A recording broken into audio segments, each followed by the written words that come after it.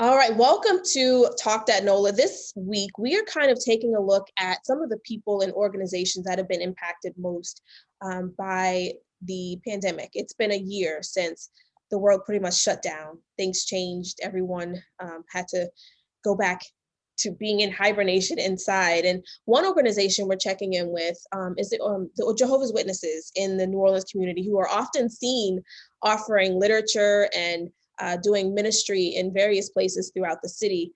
And we have not seen much of that activity as of late. So we wanted to see what has been going on with the organization of Jehovah's Witnesses. And right now I'm going to bring in, we have the U.S. spokesperson for Jehovah's Witnesses, Mr. Robert Hendricks. Thanks for joining us. Oh, you're welcome, Casey. It's good to be back. Of course. I wanted to check in with you guys and see, locally, how many congregations and members are there of those congregations right here in the New Orleans area? Well, we have just under 3,000 in the greater New Orleans area, and our brothers and sisters and all those who associate with us have not been going to public meetings for now about a year. It's a little more than a year now, because early on we took a very proactive stance in not only shutting down our public meetings in all our 13,000 congregations around the United States, but also suspending our public ministry. And so we are no longer in New Orleans, we're no longer on street corners, we're no longer in the airport, we're no longer in public places. In fact, we've even told our members, our congregants, that it would be a good idea to even suspend visits to return visits. We call them return visits, those who have expressed interest in Bible studies, and do all of that virtually. So our knocking went silent about a year ago, and it's been a dramatic shift for our brothers and sisters and our organization as a whole. Has it been a challenge for members of the congregations to remain connected and focused and really engaged with the ministry? I would say that the direct answer to that is no.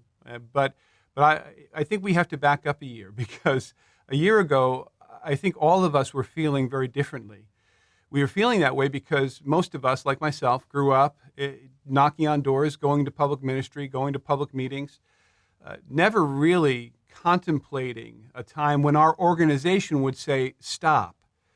We all kind of contemplated a time when we couldn't do it, perhaps like in China and Russia, where our brothers are under ban. But we never thought our organization would actually say stop. And of course, they've done it for a good reason. But hearing that was something new to our ears. And so it was a little disenfranchising at first. There was no doubt about it. It affected us in a very profound way, even emotionally. But it only took a few weeks for us to realize that not only were we in for the long haul, but also that we could actually be very effective in doing alternative forms of ministry. What's interesting is that since about 1939, this organization has continued to counsel us, admonish us to find alternative ways to reach people. It's amazing that it goes back that long, but it has been consistently our message for more than a half a century. We've trained each other to do telephone witnessing, letter writing. We have publications on how to do these things.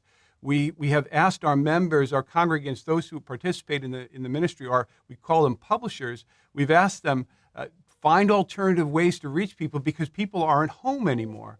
And it's just amazing that we have been kind of forced into this to a certain degree, and it has turned out to be such a blessing. Yeah, and it seems it hasn't been a major shift. It's more just doing more of the things you had already been preparing for. Well, you're absolutely right. Let me just be honest, though. It was a major shift for me. I've been knocking on doors since I was walking. I made my personal dedication when I was 15 years old, but I've actually been a publisher, somebody who actually goes out on a monthly basis, since I was 6 years old. And so to have a situation where now I had to shift my ministry, even though for years and years we've been told you need to shift your ministry. Now I had to do it. It was difficult for me, and I would have to dare say for many others. But as we have done it, we have seen tremendous results. In fact, in many of our congregations, not having meetings in person, we immediately saw increases in our meeting attendance. In fact, in in many places 20%, 25%. And we thought, well, that was at the beginning. It's easy to get to a virtual meeting. But that has really been sustained. We have only heard those reports throughout the branch territory that our meeting attendance is higher, that our ministry, folks are participating on a regular basis and finding enjoyment in it, that in some of our congregations, we're actually covering our areas, our territories, our congregational territories in a more efficient and effective way, reaching more people. And these telephone witnessings, these calls have been amazing as well, because they've allowed us to bring comfort to our neighbors at a very, very difficult time. And many have responded in a positive way. In fact, throughout the branch territory, we have had many people who have become Jehovah's Witnesses and never go to a Kingdom Hall, never see the inside of a Kingdom Hall, never knock on a door, never go to our conventions, which are our signature event each year. And this is all they know. And if you asked me a year ago if that could ever happen, I would have said no. But today, it's the norm. We're still growing. And that was going to be my next question. I mean, what has been the success of seeing these methods be used more widely as a result of the efforts of the ministry? Well, I think the success has been manifold, many different ways. For example, when we went from door to door, most witnesses who worked 5 days a week or 6 went out on the weekends. And so typically on a Saturday morning, it would be difficult to find people home, or during the week, it would be difficult to find people home. But we did find many of the same people home each time we visited. And many of the same people who weren't home were repeat nodded homes.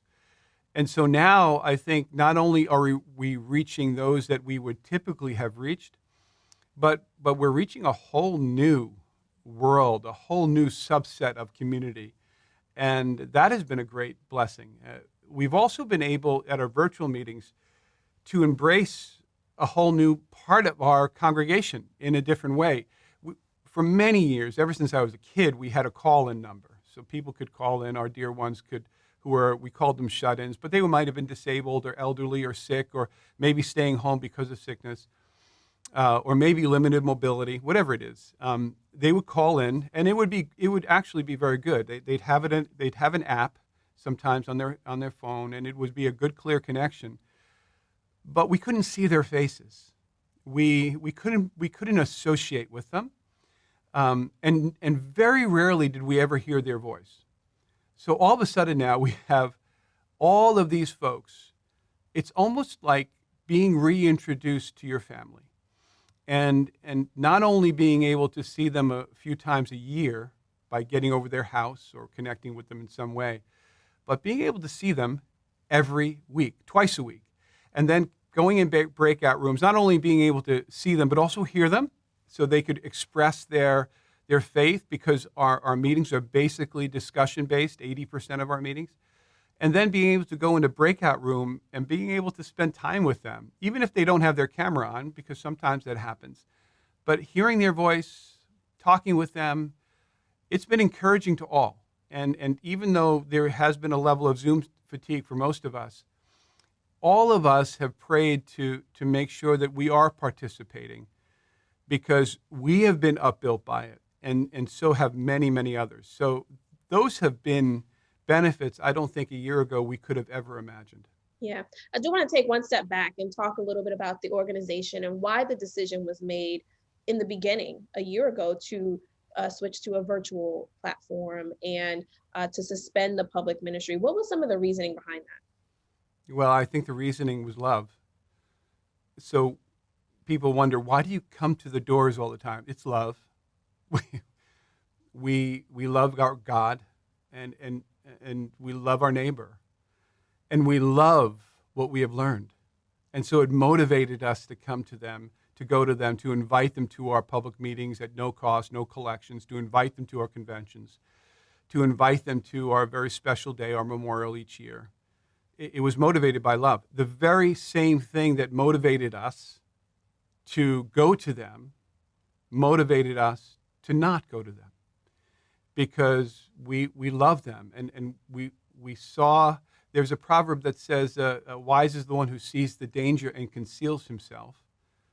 And so the organization was proactive. I don't think, put it this way, I don't think a year ago we thought this would last a year. But it was very clear it had potential to be devastating, and it has been. And so out of caution, everybody was canceled. All ministry was suspended. All meetings were canceled, right? All public meetings were canceled. We were virtual. And even though it wasn't in places like rurals in around the United States, it had hit New Orleans very bad, very profoundly right away, and also New York and California and Texas.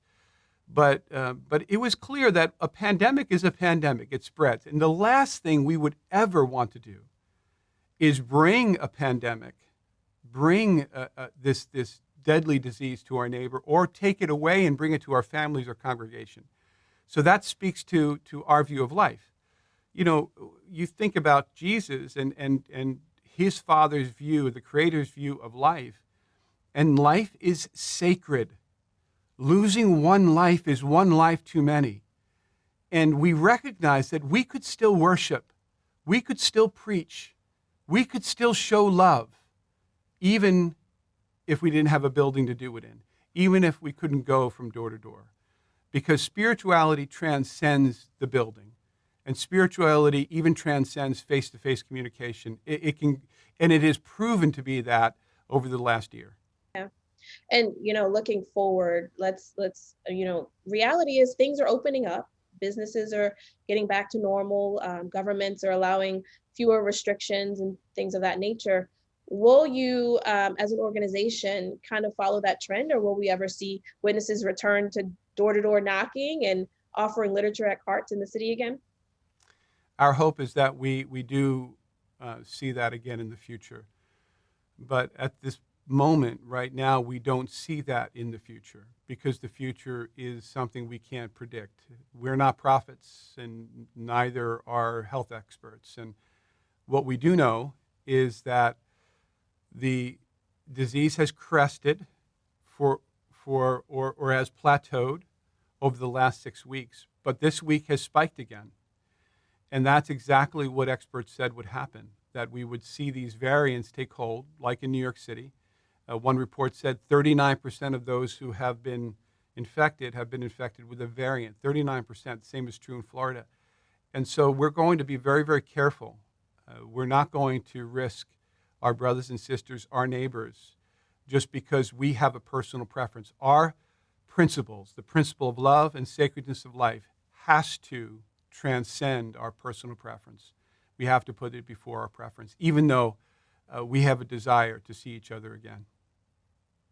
So I really appreciate you taking some time out to kind of discuss the way of the decision making and also where things are with the organization. And I really hope that one day the future does allow things to get back to more normal situations. But for now, we understand, the organization has definitely made some difficult decisions, but it's for as you said, the benefit of showing love and consideration to our neighbors. So thank you so much, Robert, for the time. What a pleasure to be with you again, Casey. Thank you. All right, bye-bye.